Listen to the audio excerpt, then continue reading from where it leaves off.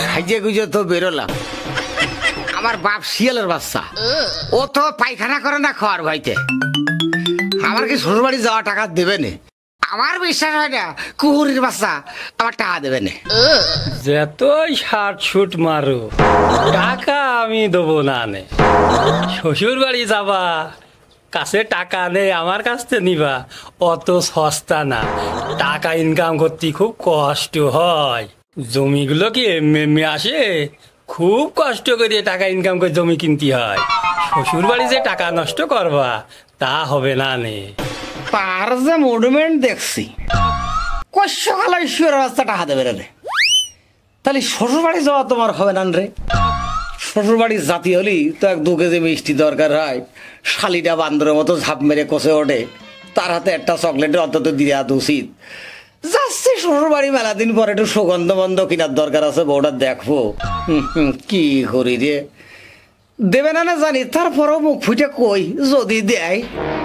মনে হচ্ছে টাকা এখনই চাবা।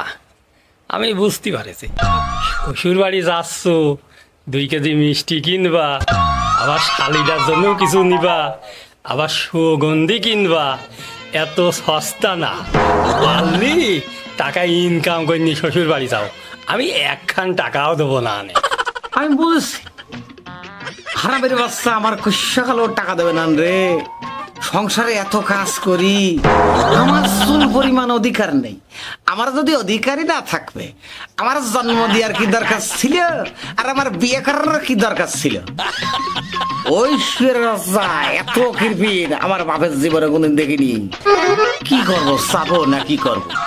চাবো না দিলে চুরি করবো, ভাই ধান চুরি করবো, নাই চাল চুরি করবো, না গরু ছাগল চুরি করে জ্যামে বেছে শ্বশুর বাড়ি যাবো।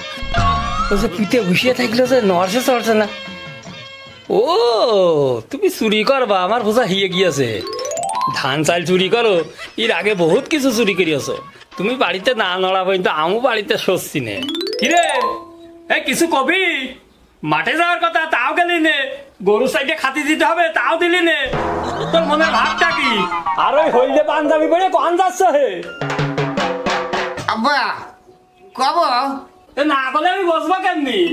শ্বশুর বাড়ি যাচ্ছি, কয়টা টাকা দাও, কয়টা মিষ্টি টিষ্টি কিনে নিয়ে যাবে না? শালির জন্য 2টা চকলেট তো অন্তত নিতেই হবে। এই তো লাইনে গেছো, বনে চুরি হয় মনে ডেকে কয়। আমি যা ভাবিছি তুমি তাই ভাবি বসে আছো। আচ্ছা আব্বা তুমি কি কি ভাবিয়েছ কও দিনি? তুমি যে আমার কাছে টাকা চাবা, শ্বশুর বাড়ি যাচ্ছ 2 কেজি মিষ্টি কিনবা, আবার শালির জন্য চকলেট কিনবা, আবার বৌমার জন্য একটা সুগন্ধি কিনবা, আমার সব বুঝাইয়ে গিয়েছে। আমি কিছু বুঝি না মনে করছো, তাই না? এই জন্যই মানুষ কয় রে বাপ বড় না ছেলে বড়। হ্যাঁ, আমি যে কি কি মনে আঁকিছি শুয়ের বাচ্চা সব খেয়াল করেছে। এই শুয়ের বাচ্চা তো বোঝে কি করে রে। কোনো টাকা পয়সা নেই, তুমি যাও ঘুরে আসো, ঘুরে এসে আবার খালে ঘুরে নিয়ে যাবে। তাড়াতাড়ি যাও, আমি কোনো টাকা পয়সা দিতে পারবো না। আসো না, যাবা তাই করবা, এসে কিন্তু হালে ঘুরে ফেলো। হ্যাঁ, এত বড় হারামের বাচ্চা আমার বাপের জীবনে দেখিনি।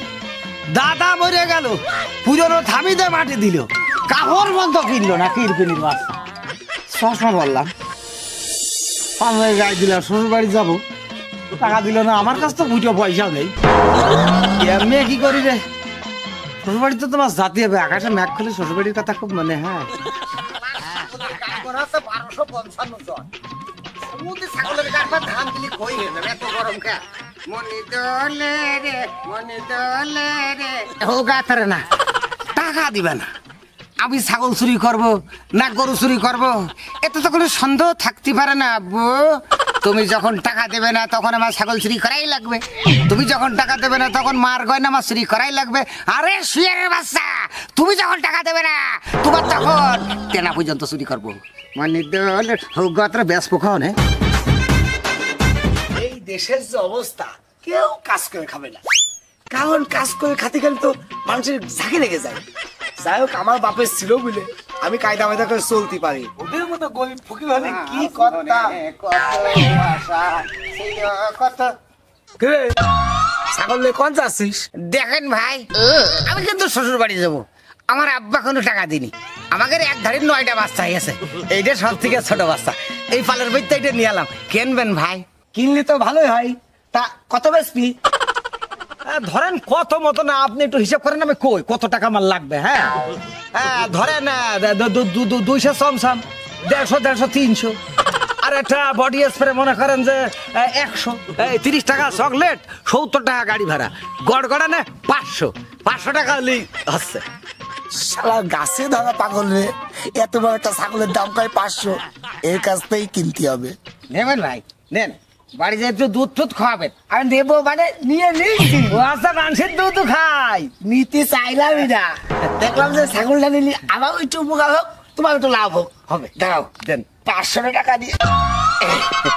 টাকা ঝাল টাল না তো আবার। ঠিক আছে, আচ্ছা তাহলে গেলাম। হ্যাঁ, আর হুকুন আছে কয়টা? শুকনো চাল ভাইকে গাই দিয়ে দেবে, ছেড়ে যাবে। বাপ, তুমি আমার না, তোমার রক্ত যদি আমার গায়ে বয়ে থাকে, নিশ্চয় তুমি পূর্বে চোর ছিলে, তার হলে আমি পট করে চোর হলাম কেমবিয়ে। ও টাকা টাকা রে, তুই কি এমনি এমনি আসিস কাছে? তোর আশাতি হয়।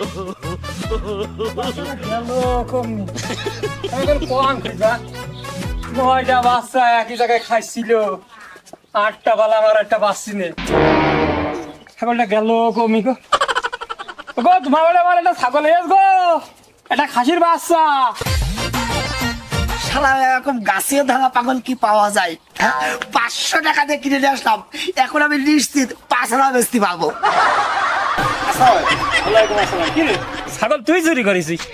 আমি তো জানি তোর জাত বংশ খুব ভালো, তোর বাপ চাকরি করে, তোর চাচা চাকরি করে, আর তুই আমার ছাগল চুরি করে নিয়ে চলে যাচ্ছিস। চাচা কৃষির মধ্যে কি করছো?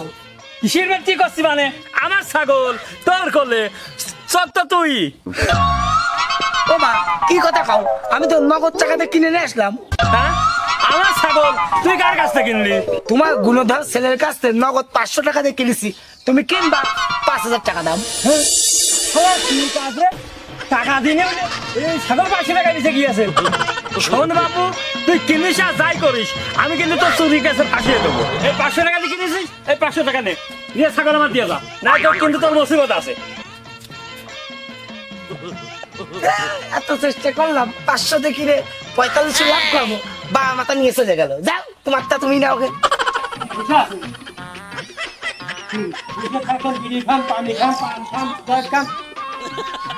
মিস্ত্রি ভাই? হ্যাঁ ভাই, বসে আছেন? আমি আবার বসে থাকবো না, আমি হেড মিস্ত্রি। আমি বসে থাকবো না, আমিই তো সব দেখাশোনা করবো আর কাজ করাবো।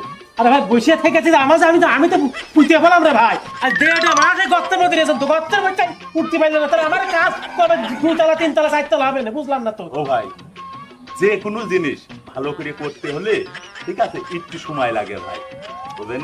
ভালো করে করেন ভাই। এই রাজমিস্ত্রিরা কি তাল শুরু করেছে, আমার যে ফিনিশ কে দিল সর্বনাশ রে। ভাই, কাজও ভালো নেবেন, আবার তাড়াহুড়ো করবেন, তাহলে আমরা যাবো কোন দিক, কোন দিনই ভাই? হ্যাঁ ভাই, যা ভালো হয় তাই করেন ভাই, আমার কথা বলছিলেন না ভাই। একবার কুড়ি ওকে ফেলে দিল দেখছি। ও বিয়ে বিয়ে যে বাড়ি ঘর ভেঙে দেয়, কিচ্ছু চিন্তার মতো নেই। আর সর্বনাশ করে দিল, পচা বসে দিল। ও বিয়ে ভাই ভালো আছেন? ভালো আছি তো, তোমার শিয়াল ডাকি ভাই। কি হলো? তোমার কোনো বিবেক আছে? তুমি চোরের সাথে বিয়ে দিয়েছো? হ্যাঁ বিয়াই, বিষয়টা তো বুঝতে পারলাম না।